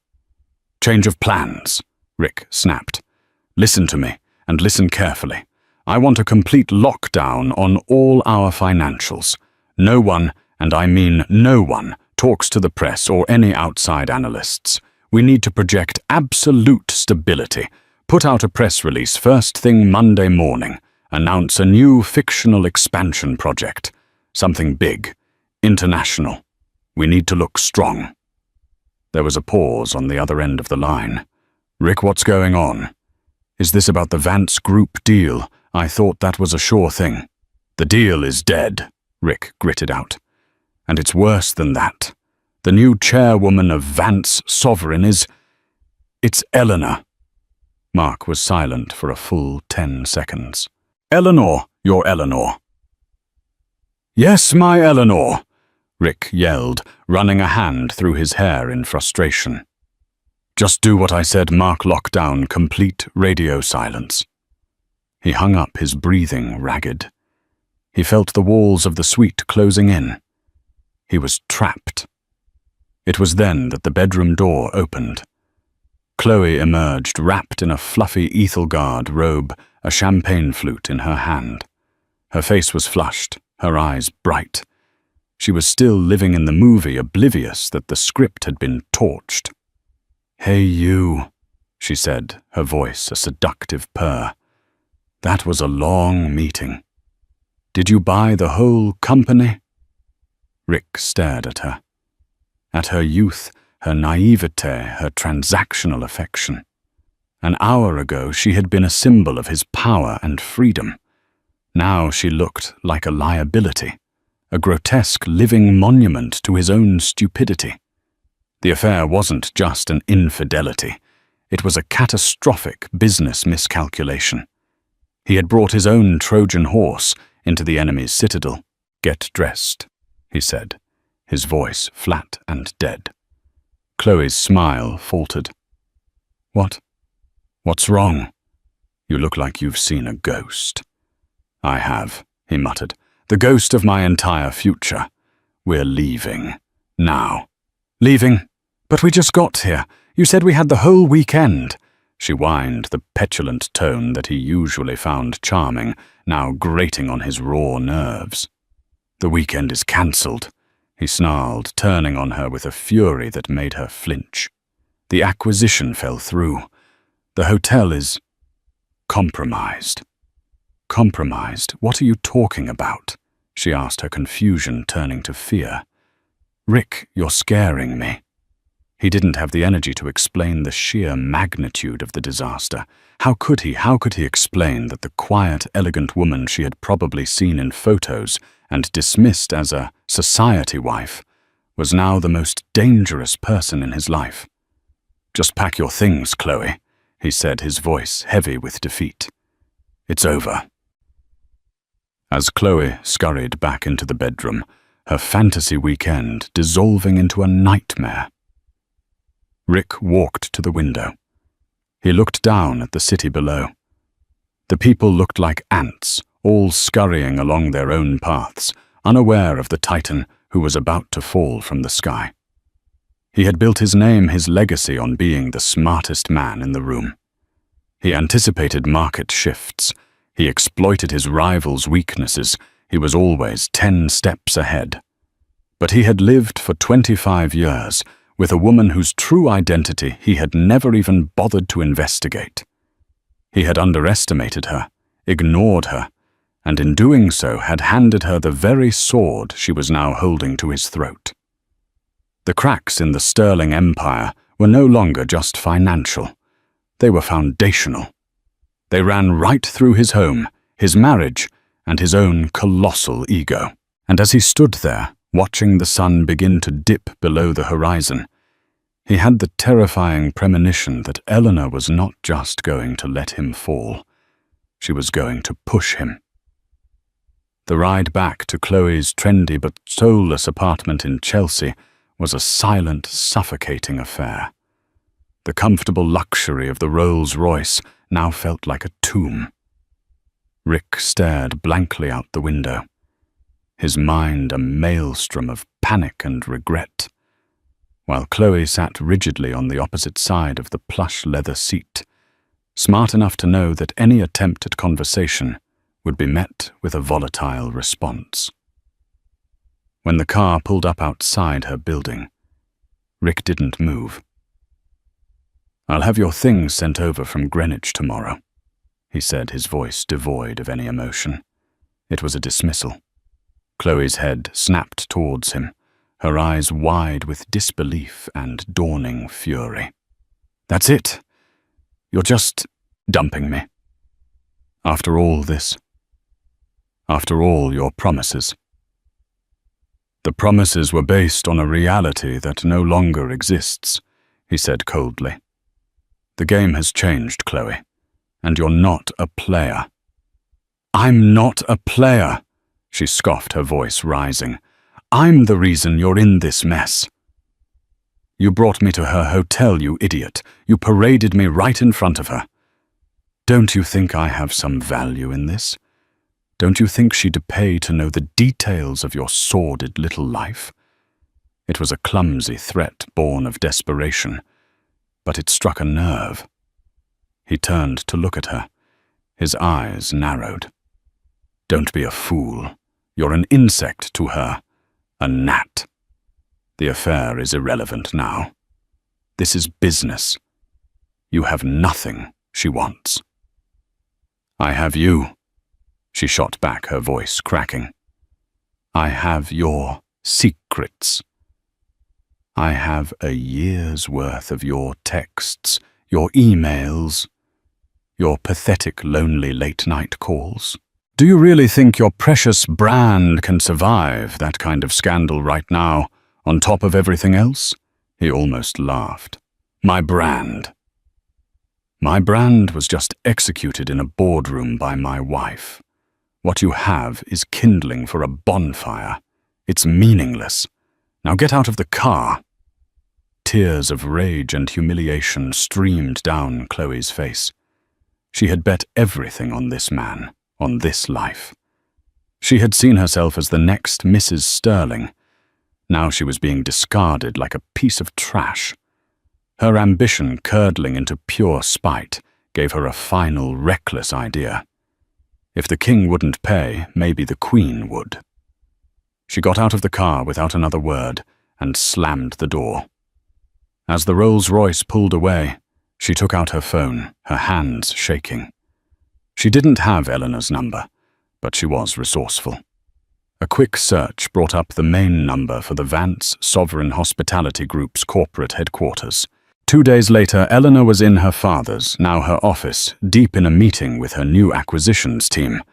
They were mapping out the vulnerabilities of Sterling legacy properties, preparing for a corporate raid of breathtaking speed and precision. Her focus was absolute. Her assistant's voice came through the intercom. "Madam Chairwoman, I apologize for the interruption. There is a Miss Chloe Summers in the lobby. She insists on speaking with you. She claims it is a deeply personal matter." Eleanor's expression didn't change, but a flicker of something amusement, perhaps, or contempt passed through her eyes. The gnat had come to buzz at her window. "Thank you, Sarah," Eleanor said calmly. "Send her in." Her acquisitions team looked at her surprised. "Are you sure?" one of them asked. "Perfectly," Eleanor replied. "Let's take a 15-minute break. I believe this falls under the category of opposition research." Chloe was escorted into the cavernous office.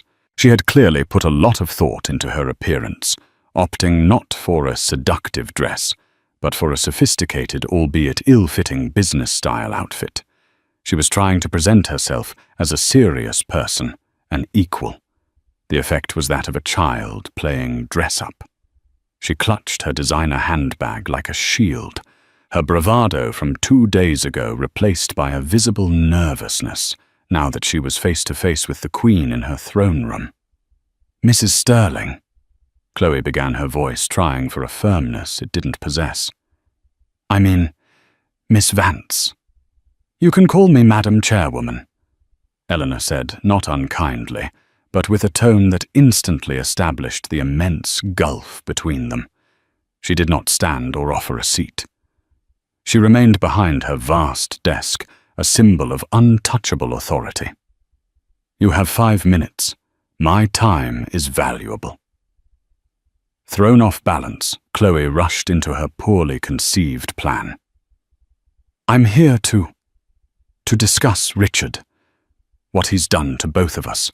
He lied to me, just like he lied to you. I have information things you could use against him. In your divorce." Eleanor listened patiently, her hands steepled before her, her expression unreadable. "I have records," Chloe continued, gaining a bit of false confidence. "Texts, photos from our trips, voicemails. He told me he loved me. He promised he would leave you. I thought it was only fair that you see the full extent of his betrayal. For a price, of course. Consider it compensation for my emotional distress." When Chloe finished, the silence in the office was heavy. Eleanor stared at her for a long moment, her gaze analytical, as if she were examining a specimen under a microscope. "Let me see if I understand this," Eleanor said finally, her voice soft but deadly. "My husband, a man of questionable judgment, began an affair with a woman of questionable character. He then brought this woman to my hotel on our anniversary, as part of a weekend that was meant to be the culmination of his plan to defraud my family's company. Now, having been discarded by him after his plan spectacularly failed, you have come to me, the woman you were sleeping with my husband behind my back, to sell me the sordid details of the affair." She paused, letting the pathetic summary hang in the air. "Have I missed anything?" Chloe's face turned pale. "When you put it like that, I can't imagine putting it any other way," Eleanor cut in sharply. "Let me explain something to you, Miss Summers, because you seem to be operating under a very flawed set of assumptions. You assume that you are a player in this drama, that your affair was the cause of my actions. You are mistaken." She stood up and walked to the window looking out over the park. "You are not the disease, Miss Summers. You are a symptom. You are a cliché. You are the kind of cheap, predictable, short-term gratification a man like my husband seeks when he is terrified of his own mediocrity. He didn't turn to you because he stopped loving me. He turned to you because he stopped respecting himself." She turned back to face Chloe, her eyes blazing with cold fire. "You think your texts and photos are a weapon. My weapon is a $9 billion hospitality empire and a team of the most ruthless corporate lawyers in New York. You are offering to sell me a pocket knife while I am preparing to launch a nuclear strike." She walked back to her desk and pressed the intercom button. "Sarah, please show Miss Summers out." Chloe was frozen in place, utterly humiliated. "But your 5 minutes are up," Eleanor said, sitting down and picking up a financial report, her attention already elsewhere. "I would advise you to find a new benefactor, Miss Summers, because the Sterling account is about to be permanently closed. Oh, and one more thing." She looked up one last time, her expression one of final, absolute dismissal. If you or anyone associated with you ever attempts to contact me or my company again, I will instruct my legal team to destroy you. Not for the affair, I truly don't care, but for the sheer audacity of wasting my time. Is that clear? Stunned into silence, Chloe could only nod. She turned and practically fled the office, the quiet click of the closing door sealing her complete and utter irrelevance. Eleanor did not watch her go. She was already back at work, dismantling her husband's empire one calculated move at a time. The gnat had been swatted. 30 days later, the final act played out in the main boardroom of the Vance Sovereign Hospitality Group. At the head of a monolithic black marble table sat Eleanor, flanked by her formidable board. At the far end, looking haggard and utterly defeated, was Richard Sterling. In the preceding month, his empire had crumbled. Strategic leaks orchestrated by Eleanor's team had caused his stock to plummet and lenders to panic. He was here as a last resort to beg. He made a weak, desperate plea for the Vance Group to acquire his company's debt and save him from ruin. The underlying assets are still valuable, he argued, his voice raspy. It's a temporary cash flow crisis. Eleanor listened with cold patience before nodding to her CFO. The woman delivered a brutal clinical assessment. The portfolio is a house of cards leveraged to the hilt. We project Sterling legacy properties will be insolvent within 6 weeks. Taking on their debt would be fiscally irresponsible. Eleanor's voice cut through the silence. The board has unanimously rejected your proposal. Rick slumped in his chair. So you'll just let me fall, he whispered. What you built, Eleanor corrected her voice sharp with personal history, was a mirage built on my family's name and my inheritance. You used my credibility as your collateral. She paused, letting the truth settle before delivering the coup de grace. However, we are prepared to make you an alternative offer. A flicker of hope ignited in Rick's eyes as Julian Croft slid a single document down the table. An LLC, Vance Strategic Holdings, offers to buy Sterling legacy properties in its entirety, Julian stated. They will assume all debts. The purchase price is $1. Rick stared at the paper, the words blurring. Vance Strategic Holdings. Eleanor's lips curved into a chilling smile. That would be me. A private fund I established last week. I am not interested in saving your company, Richard. I am interested in owning its carcass. I will absorb the viable assets and liquidate the rest. She stood, her authority absolute. You have 24 hours to accept. Otherwise, we let your creditors tear you apart. This is the only offer that lets you walk away without personal bankruptcy. She looked at him one last time, her voice a soft, final judgment. You always talked about your legacy. Congratulations, Richard. You are about to become a footnote in mine. She swept from the room, leaving him alone with his ruin. He picked up the pen, his hand shaking, and signed away his entire world for a single $1. And so Richard Sterling vanished from the world of high finance. He walked away with nothing but the clothes on his back and the crushing weight of his own arrogance. His name was stripped from the buildings he built, his reputation erased. Chloe Summers faded back into obscurity, a cautionary tale whispered in the lounges of New York. But Eleanor Vance, her star had just begun to rise. She transformed the Vance Sovereign Group into a global powerhouse, her name synonymous with integrity, intelligence, and ruthless strength. She proved that the quietest person in the room is often the most powerful, and that underestimating someone is the most dangerous mistake you can ever make. This wasn't just a story of revenge. It was a story of reclamation, of a woman taking back her name, her power, and her destiny. What did you think of Eleanor's ultimate move? Was it brilliant justice or cold-hearted revenge? Let me know in the comments below. If you love stories where the underdog comes out on top with a brilliant twist, make sure to hit that like button, share this video with someone who needs to see it, and subscribe to the channel for more incredible, real-life dramas.